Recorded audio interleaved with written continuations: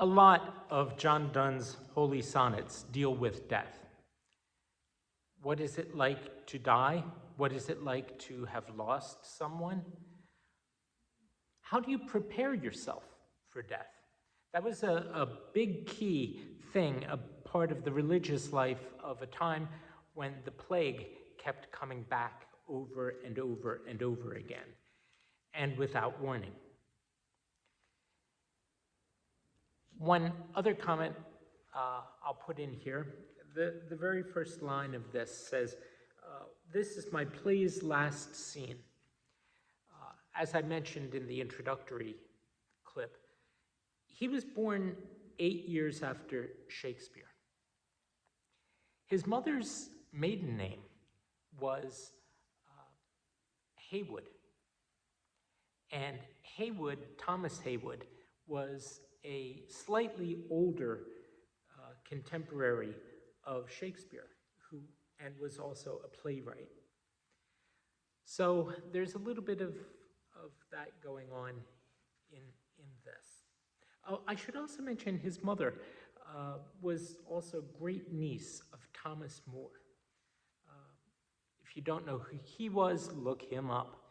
He was Chancellor of England and at one point a great friend of Henry VIII until Henry asked him to do things that he felt he could not in conscience do, and as a result was executed.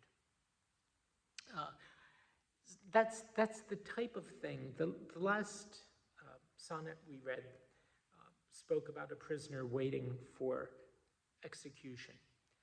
That was, in a way, in John Donne's family history, as well as the playwright.